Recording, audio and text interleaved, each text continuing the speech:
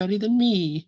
There we go. Miki Kersgard live on YouTube. The mic is all yours. Thank you so much, Lynn. Happy Thankful Thursday, everybody. We've been having a great time here today and laughing up a storm. Great morning this morning. Great teachings, as I usually say. If you weren't here earlier, go back and listen to the recordings on YouTube.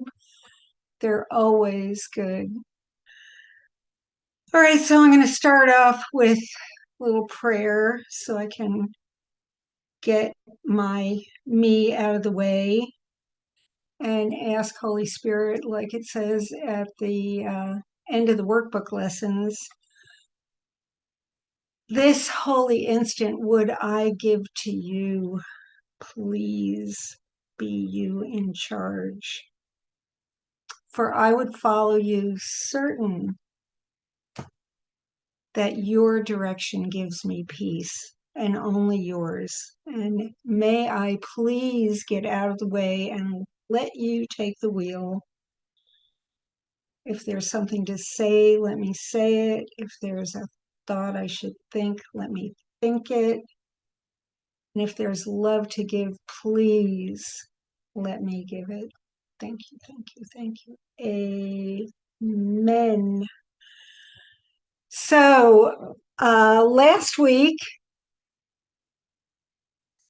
we went through a whole bunch of things that the Course has to say about why we should look at the ego. And I thought this week we would do that. I used to be pretty picky about what I wanted to look at in the Course. I only wanted the good bits. I wanted the happy bits. I wanted rainbows and unicorns. And I used to underline in a blue pencil, and I have little blue stars next to the titles of all the sections that I thought were just love and light. And I never wanted to really look at the ego or the dark parts, but I've made a vow: no more rainbows and unicorns. We're going to look at the ego, and the first thing we're going to do, Lynn, if you're ready, is look at a clip. The comedian Wanda Sykes, I think, did the best demonstration of the ego in our heads. So, and it's hysterical. So if Lynn could share that little clip with us, I think you'll agree with me. And I think that it's muted right now, Lynn, so you have to Right, I hit that. haven't turned it on yet. I'm just making sure you Right. can see it on the screen. Yuppers, go for Okay, it. there we go. The silence in your head doesn't happen, does it? Oh, No. oh, Always go think. back the other way, I think. Sometimes you can't even sleep because you won't shut the hell up. Yeah. Is it too loud? No, but just it started way toward the end. You got it, and It I did? think yeah, it did. You have to go back to the beginning. Yeah, Okay, there I'm you not go. sure why that happened, but all Who right, here we knows? go. Try it again. Ladies, have you ever remember the time when you had a moment of silence in your head? Doesn't happen, does it? No. Always thinking. Sometimes you can't even sleep because you won't shut the hell up. You in the bed and your mind is just racing about nothing. Just, I need to talk to her tomorrow because I ain't like the way she spoke to me today. And I'm not going to have this uncomfortable thing going on between us. Did I lock the door? I should have bought those shoes. Where's my high school yearbook? Ooh, what you gonna have for lunch tomorrow? I don't know. Why you think about lunch? You need to have a good breakfast. That's what I'm gonna do. I'm gonna start every morning with a good breakfast. Maybe I'll start that low carb diet. That seems to be working for a lot of people. What was my third grade English teacher's name? What was her name? Miss Jones, Miss Jenkins.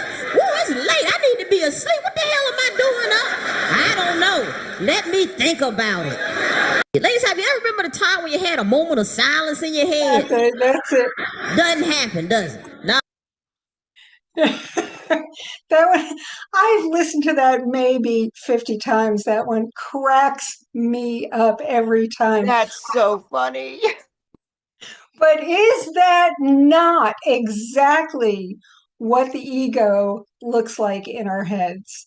It's relentless. It never stops. That was me all night last night. I think I got about maybe 3 or 4 hours of sleep because ego was just chattering away.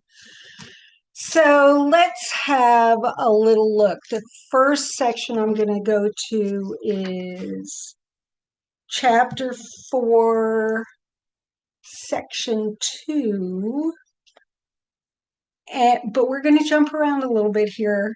Oh no, we don't do anything in a linear fashion in Mickey's mind. So section 2 is the ego and false autonomy. And it starts out with, it is reasonable to ask how the mind could ever have made the ego. Don't we all ask that when we first start reading the Course? We're like, what the heck? Why do we do this? Why did that even happen? Why did we cause the separation by saying we wanted more than everything? Who thought that up? We always want to know. And it says, the next sentence says, in fact, it is the best question you could ask. So then I'm going to skip. I'm going to jump around because if we go a few sections away to section 7, creation and communication, it has some really good things to say about that very question.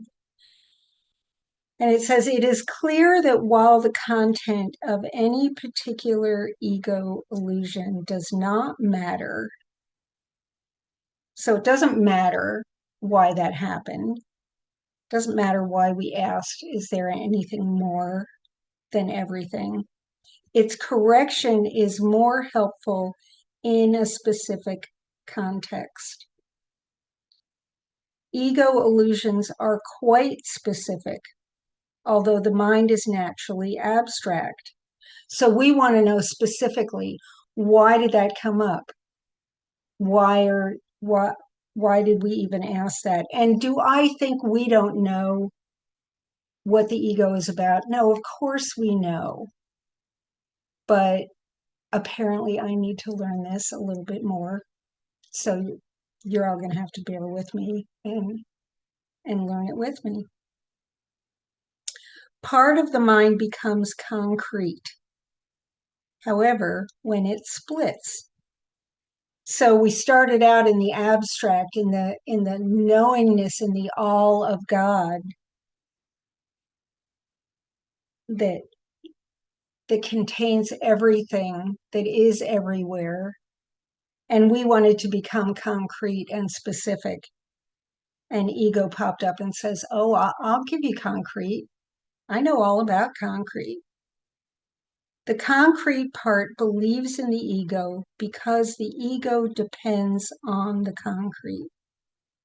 The ego is the part of the mind that believes your existence is defined by separation. And the only way that our existence is defined is by separation. We think we're separate bodies. We think we have separate thoughts. We think we're individuals. We think we're unique and we're special. You know, the ego is the part of the mind that believes your existence is defined by all of that. Yeah, nobody else is a Mickey. Nobody else wants to be, frankly. Everything the ego perceives is a separate whole without the relationships that imply being. And being in the Course is of God. Being is of spirit. Being is of holiness. What ego wants is the concrete. Ego wants existing. So every time the Course talks about being, we know it's about God. And when it talks about existing, we know it's talking about the ego. The ego is thus against communication. Of course, it wants to be against communication because communication is of God. So the ego is thus against communication, except insofar as it is utilized to establish separateness rather than to abolish it. Excuse me. The communication system of the ego is based on its own thought system, as is everything else it dictates. Its communication is controlled by its need to protect itself, and it will disrupt communication when it experiences threat. So every time we turn around and look at it, every time we question it, every time we say, that's not my thought, that's the ego's, it experiences a threat. And it's going to back off, and it's going to disrupt communication, the communication that is constantly going between us and God and spirit, through spirit, with spirit, to God. Ego's going to want to disrupt that. In the Kurt Morrow lecture that we were listening to, it was either this past Sunday or the one before, he asked the group, how many radio stations are being broadcast in this room right now? Hundreds, maybe thousands. There are thousands of radio signals coming into every room that we're in right now. Are we hearing them? No, because communication has been disrupted. We don't have a receiver, and we're not tuned into that particular frequency. So we're not hearing it. And that's the way God is in constant communication with us. And what's the ego going to do about that? The minute it feels threatened by that, it's going to try and disrupt that communication by putting those thoughts, all those thoughts that Wanda was just going on about, by putting those thoughts in our head, it's going to disrupt communication every time, because it doesn't want that to be happening. This disruption is a reaction to a specific person or persons. So anyone that's telling us the truth, anyone that has the voice of the Holy Spirit and of God coming at us, it's gonna react to that. The specificity of the ego's thinking then results in spurious, and I love that, that's one of my favorite words, results in spurious generalization, which is really not abstract at all.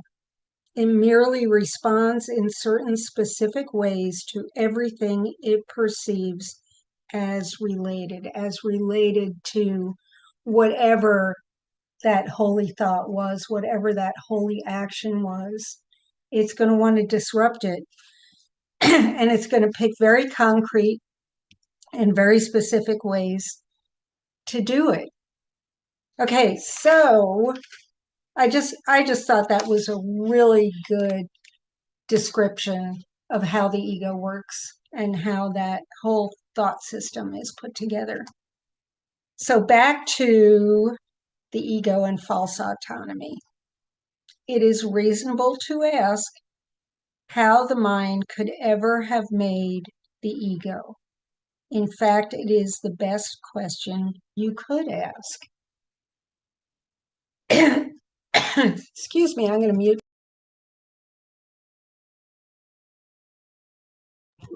It's amazing. Every time I start talking, every Thursday, I get this frog in my throat going ribbit, ribbit. Okay, so there is, however, and we always want to ask why. Why did that happen? Why did we have to go through all of this mishigas and get here in this place where we think we're stuck? It's reasonable to ask that, but there is, however, no point in giving an answer in terms of the past Why did that happen back then? Because the past does not matter, and history would not exist if the same errors were not being repeated in the present. So, if we weren't going through the pain of the separation, if we weren't constantly thinking that we're under attack, that we're separate, that we're lonely, that we're depressed, that something is happening. Why did he say that? I didn't like what he said. I didn't like her tone. I'm going to have to speak to her tomorrow. Like Wanda was saying, if we weren't constantly repeating the separation in the present, it would be ridiculous to ask why it happened in the past. Abstract thought applies to knowledge, and knowledge is always of God. Learning is of the ego. Knowledge is of God. Abstract thought applies to knowledge because knowledge is completely impersonal. How could it be personal? There's no separation. There are no individuals. There's, I got to say that again. Abstract thought applies to knowledge because knowledge is completely impersonal, and examples are irrelevant to its understanding. Perception, however, is always specific and therefore quite concrete. And that's why I wanted to go to that other paragraph in section 7, because it really defined what the ego is, how it's so concrete, it's so specific. It always wants someone to blame. It always wants somebody to pin the blame on.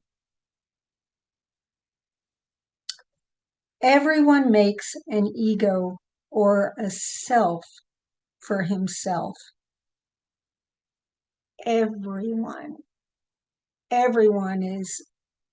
we're creating this ego over and over and over again. We're redefining ourselves.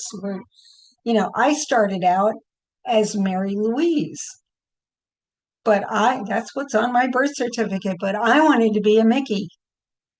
I didn't want to be a Mary Louise. Who the hell wants to call me that? If you ever want to call me Mary Louise, go ahead. Feel free. I don't have a problem with it anymore, but when I was a kid, I despised that name. Everyone makes an ego or a self for himself and redefines it.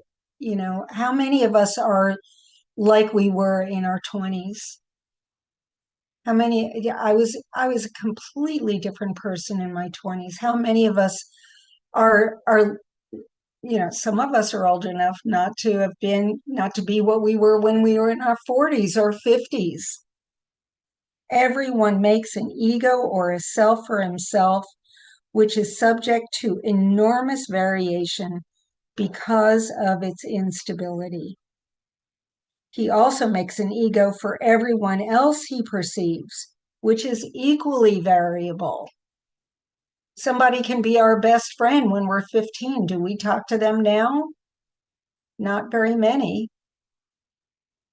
We have some lifelong friends, but it's variable who we want in our world at any given moment. And we're making the ego that's making all these people different from us and different from who they used to be. Their interaction is a process that alters both because they were not made by or with the unalterable. Is our spirit the same spirit it was before we even got born into these bodies? Absolutely. It's unalterable.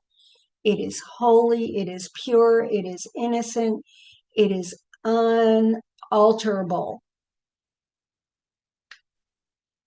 Zoma says, nope, won't do it. Their interaction is a process that alters both. Any time I'm interacting with you, I'm altering my perception of you every moment by what you're saying to me. Oh, I didn't like what she said. I didn't like her tone. I might not want to be friends with her anymore. You know, pardon me. It is important to realize that this alteration can and does occur as readily when the interaction takes place in the mind as when it involves physical proximity. So, yeah, what Wanda Sykes was talking about in that comedy routine. That person did not even have to be in the room with her when she was saying, I didn't like what she said to me. You know, nobody has to be in the room when I decide I didn't like his tone. I'm going to have to do something about that. Thinking about another ego is as effective in changing relative perception as is physical interaction. There could be no better example that the ego is only an idea and not a fact. Facts are of God.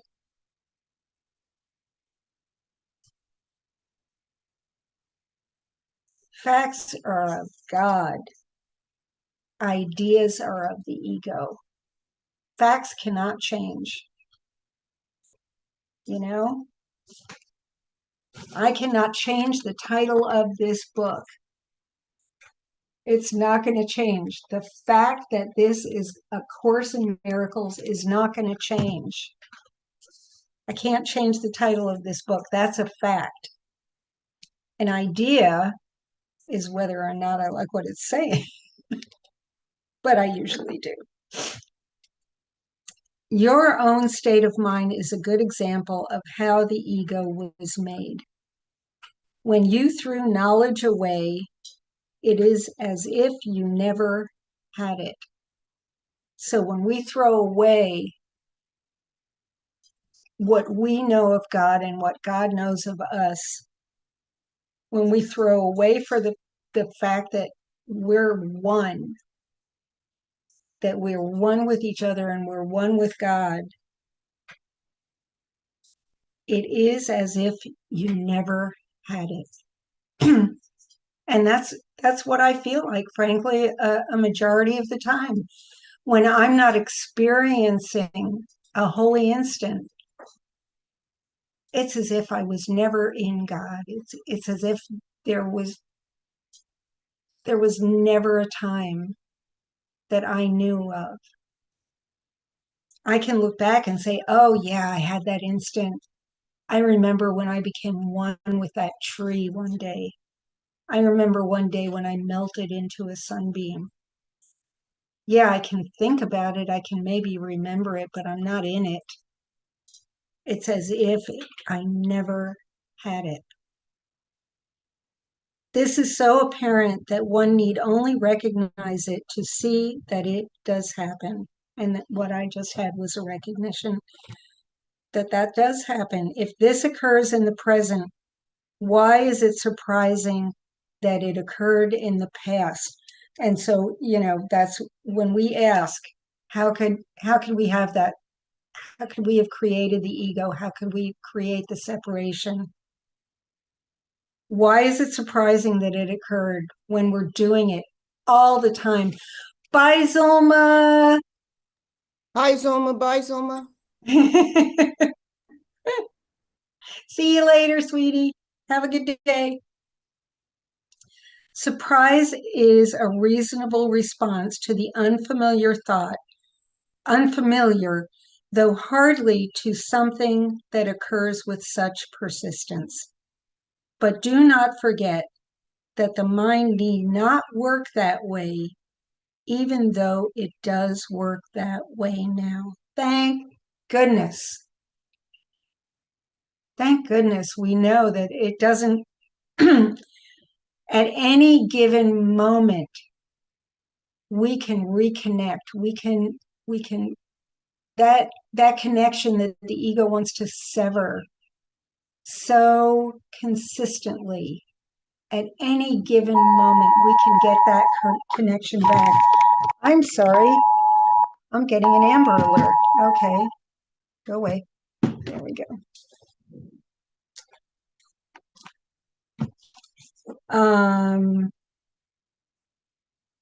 Where was I? Lost my train of thought.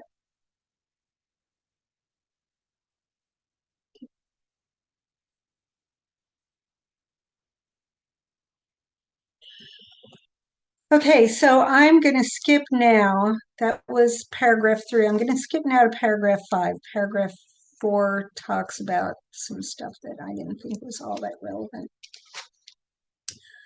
Undermining the ego's thought system must be perceived as painful. And let's clarify perceived, because it is not known. Perception is of the ego. Knowing is of God. Undermining the ego's thought system must be perceived as painful, even though this is anything but true. And I love this example. Babies scream in rage if you take away a knife or scissors, although they may well harm themselves if you do not. You know, am I gonna get a little nervous if I get amnesia tomorrow and have absolutely no idea who I am, where I came from, what's going on? Yeah, I might, but in the end, that's probably better off. Yes, Bruce. In this sense, you are still a baby. You have no sense of real self-preservation and are likely to decide that you need precisely what would hurt you most.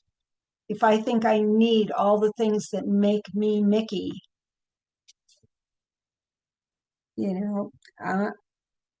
that's hurting me the most. That's what's getting in my way. That's what's interrupting that connection. So then I'm going to skip to the middle of paragraph 6. Its whole perception of other egos as real is only an attempt to convince itself it is real. Of course, you're my buddies. You're the ones that are keeping me, and I'm keeping you. The whole perception of other egos as real is only an attempt to convince itself that it is real. Self-esteem, in quotes, in ego terms, means nothing more than that the ego has deluded itself into accepting its reality and is therefore temporarily less predatory. This self-esteem, again in quotes, is always vulnerable to stress, a term which refers to any perceived threats to the ego's existence. And what else is stress? When we get stressed out, it's because we think things are uncertain. It's because we don't know what's going to happen in the next minute, and we want a specific, again, an ego term, a specific outcome.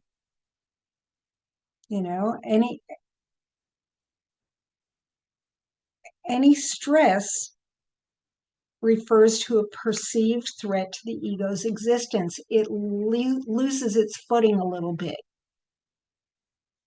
And when the ego loses its footing, it lashes out and we get stressed. And paragraph 7 goes on to say, the ego literally lives by comparisons. This is different from that. That's bigger, that's smaller, that's hotter, that's colder. All of our perceptions, all of the things we perceive in the world is is feeding the ego. That's what it lives off of. Equality is beyond its grasp, and charity becomes impossible. Only equals are at peace. I love that line. It's Karen's favorite. The ego never gives out of abundance because it was made as a substitute for it. That is why the concept of getting, in quotes, arose in the ego's thought system. Appetites are getting mechanisms, representing the ego's need to confirm itself. This is as true of body appetites as it is of the so-called higher ego needs. Learning, knowledge of worldly things, higher ego needs. Feeling like we've accomplished something, getting recognition. You know, they're not bodily appetites, but they're just as strong an ego need. Body appetites are not physical in origin. The ego regards the body as its own and tries to satisfy itself through the body. But the idea that this is possible is a decision of the mind, which has become completely confused about what is really possible.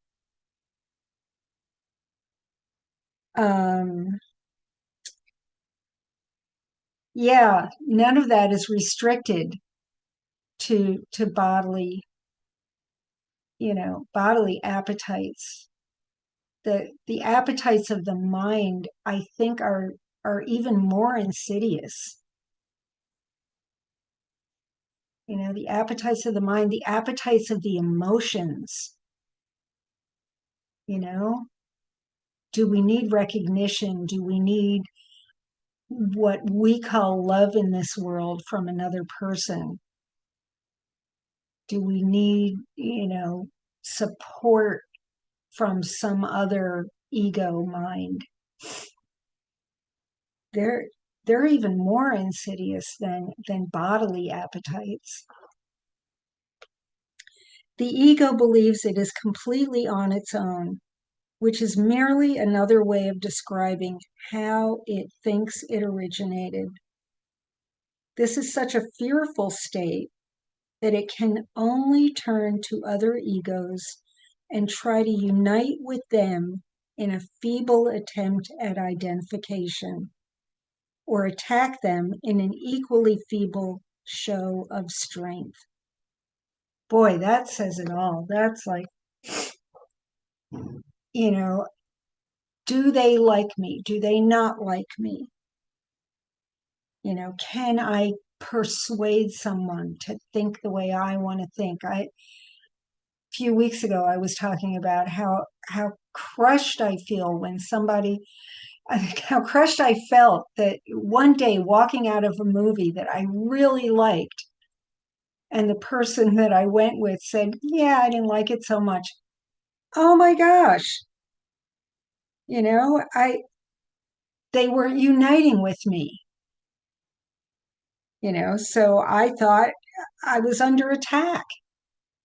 That was the ego. The ego wanted to think it was under attack. It had nothing to do with me. It is not free, however, to open the premise to question, because the premise is its own foundation. So we can't even question. Once we question the ego, it thinks it's under attack. The ego is the mind's belief that it is completely on its own. The ego's ceaseless attempts to gain the spirit's acknowledgement and thus establish its own existence are useless. Spirit, in its knowledge, is unaware of the ego. It does not attack it. It merely cannot conceive of it at all. While the ego is equally unaware of spirit, it does not perceive itself as being rejected by something greater than itself. This is why self-esteem in ego terms must be delusional.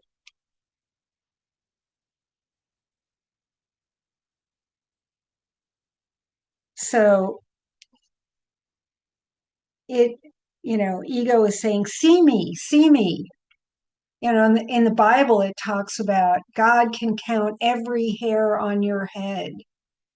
That's so ego. See me, count the hairs on my head, recognize me, be aware of me, know me, totally delusional. So I thought maybe we could jump to the back of the book here and go to the clarification of terms and look at what that has to say about the ego. And the section is called Section 2 in the clarification of terms, the ego and the miracle. So illusions will not last, and illusions are the ego. That's of course his other term for the ego. Their death is sure, and this alone is certain in their world. It is the ego's world because of this. What is the ego? But a dream of what you really are, a thought you are apart from your creator, and a wish to be what he created not. It is a thing of madness, not reality at all. A name for namelessness is all it is, a symbol of impossibility, a choice for options that do not exist. We name it but to help us understand that it is nothing but an ancient thought that what is made has immortality. What is made is of the ego. What is created is of God. So this is an ancient thought that what is made by the ego has immortality. But what could come of this except a dream, which, like all dreams, can only end in death? And the only thing that dies is the ego. And Dove wrote in the chat, the real purpose of this world is to use it to correct your unbelief. Absolutely. That can be its only purpose, is to correct what we think we made. What is the ego? Nothingness, but in form that seems like something. It's nothing. It's nothing. If we could really get that, we could really understand and do that positive separation that the Course talks about, that would be it. That would be it for the ego. What is the ego? Nothingness, but in a form that seems like something. In a world of form, the ego cannot be denied, for it alone seems real. Yet could God's Son, as he created him, abide in form or in a world of form? Who asks you to define the ego and explain how it arose? Can be but he who thinks it real and seeks by definition to ensure that its elusive nature is concealed behind the words that seem to make it so. So every time we ask that question, why did the separation happen? Why did we believe the ego? Why did we buy into this in the first place? Why did we separate? We're making it more real. Every time we ask a question like that, every time we seek a definition, it makes it more real. There is no definition for a lie that serves to make it true, nor can there be a truth that lies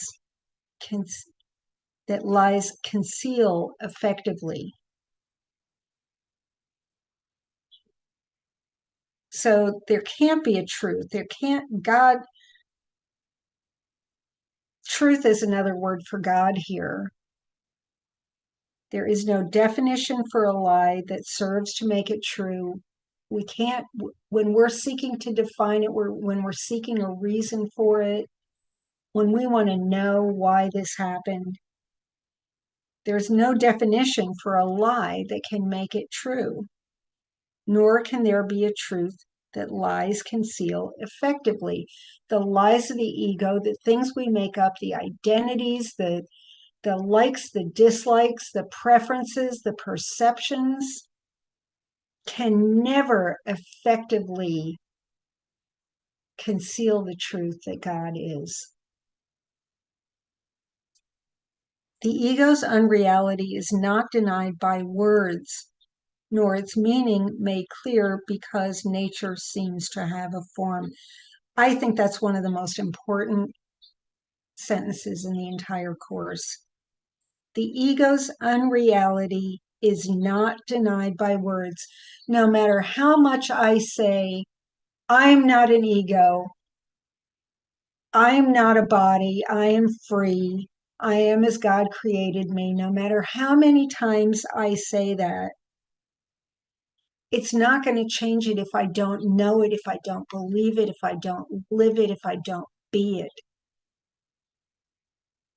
The ego's unreality is not denied by words, nor its meaning clear because its nature seems to have a form.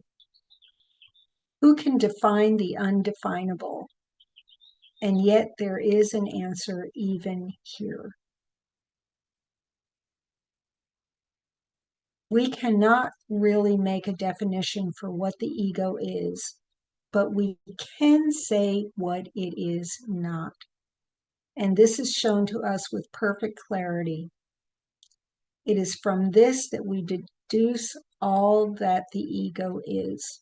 Look at its opposite, and you can see the only answer that is meaningful. The ego's opposite in every way, in origin, effect, and consequence, we call a miracle. And that's why this is a course in miracles. And here we find all that is not the ego in the world. Here is the ego's opposite, and here alone we look on what the ego was. For here we see all that it seemed to do and cause, and its effects must still be one. Where there was darkness, now we see light. What is the ego? What the darkness was. Where is the ego? Where the darkness was. What is it now, and where can it be found? Nothing and nowhere. Now the light has come. Its opposite has gone without a trace. Where evil was, there now is holiness. What is the ego? What the evil was. Where is the ego? In an evil dream that but seemed real while you were dreaming it. Where there was crucifixion stands God's Son. What is the ego? Who has need to ask? Where is the ego? Who has need to seek for an illusion now that dreams are gone? The more we question it, the more we try and figure it out, the more we try and find it, the more real we're making it. Who has need to seek for an illusion now that dreams are gone? What is a miracle? A dream as well. Because if we weren't in a dream, we wouldn't need a miracle. But look at all the aspects of this dream and you will never question any more. Look at the kindly world you see extended before you as you walk in gentleness. Look at the helpers all along the way you travel, happy in the certainty of heaven and the surety of peace. and look an instant too on what you left behind at last and finally passed by. This was the ego, all the cruel hate, the need for vengeance, and the cries of pain and fear of dying and the urge to kill, the brotherless illusion and the self that seemed alone in all the universe. This terrible mistake about yourself, the miracle corrects as gently as a loving mother sings her child to rest. It is not a song like this. Is not a song like this what you would hear? Would it not answer all you thought to ask and even make the questions meaningless? All those questions we want to ask. Why do we do this? What is the ego? Why do we separate? Meaningless. Your questions have no answer, being made to still God's voice, to break that communication that the ego so desperately wants to do, which asks of everyone one question only. Are you ready yet to help me save the world? Yep. The answer to that is always yes. Ask this instead of what the ego is, and you will see a sudden brightness cover up the world that the ego made. Poof, gone. No miracle is now withheld from anyone. The world is saved from what you thought it was, and what it is wholly uncondemned and wholly pure. The miracle forgives, the ego damns. Neither be defined except by this. Yet could a definition be more sure or more in line with what salvation is? Problem and answer lie together here, and having met at last the choice is clear. Who chooses hell when it is recognized? And who would not go on a little while when it is given him to understand the way is short and heaven is the goal? So that kind of answers those first two questions, don't it? Where'd it go? Chapter 4, section 2, not 7. 2.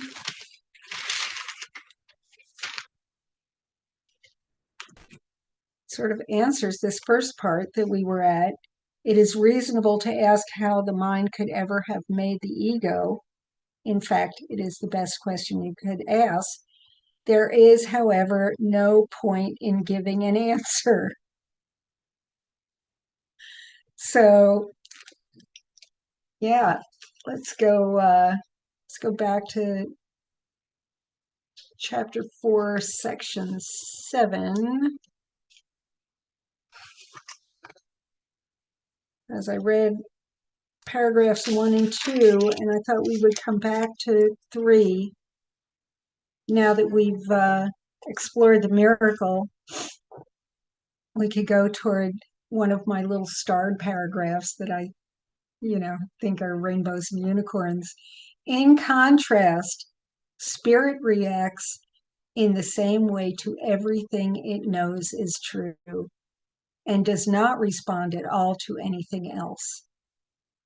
Nor does it make any attempt to establish what is true.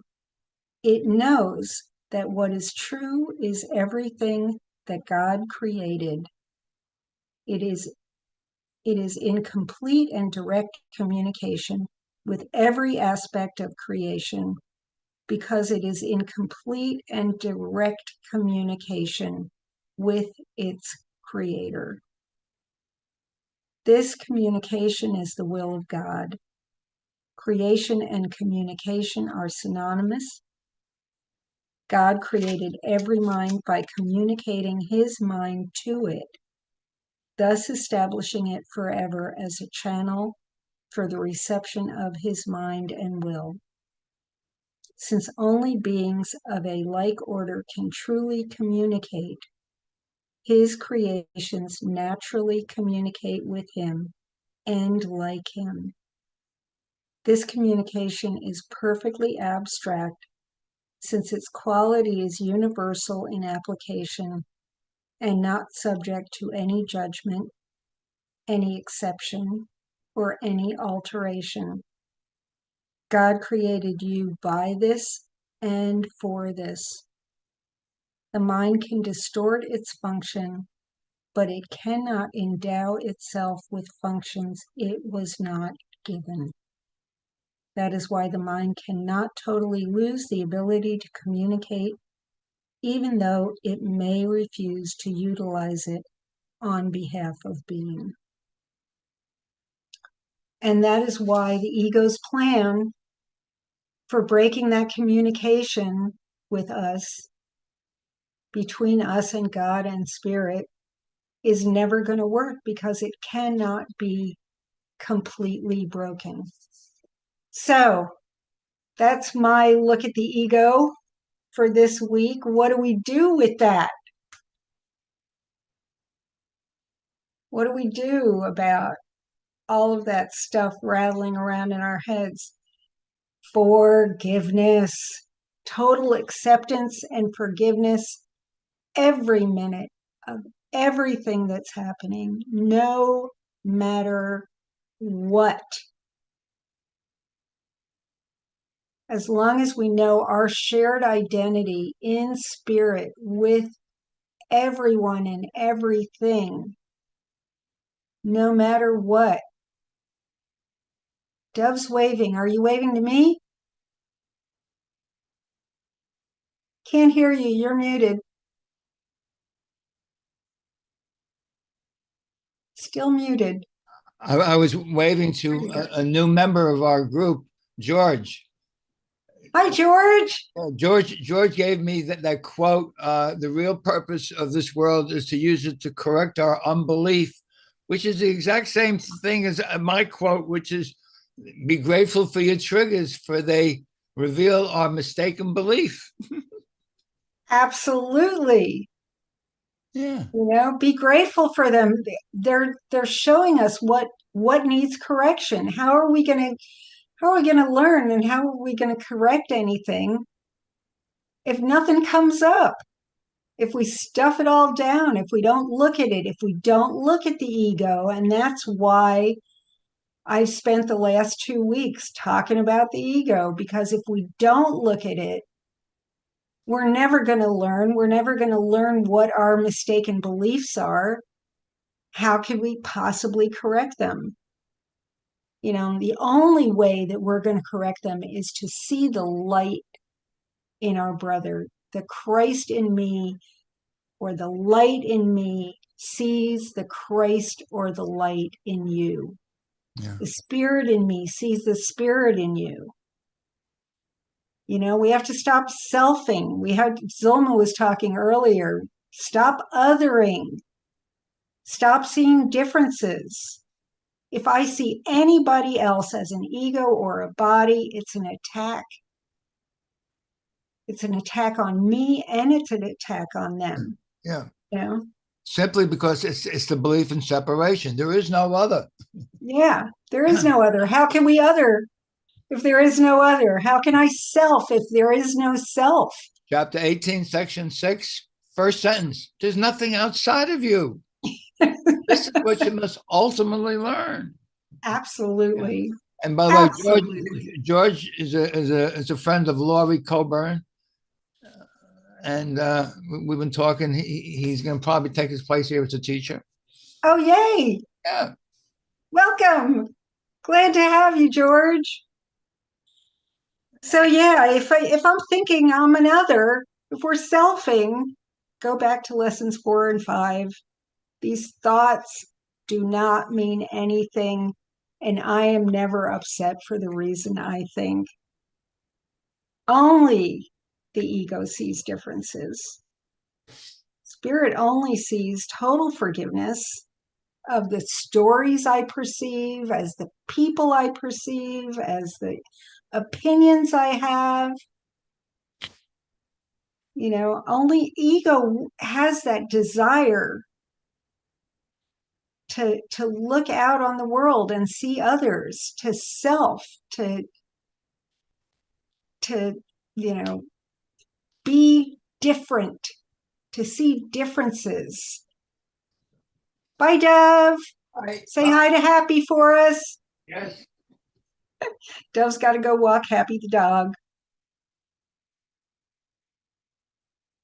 So I'm going to end on that note. Only ego sees differences.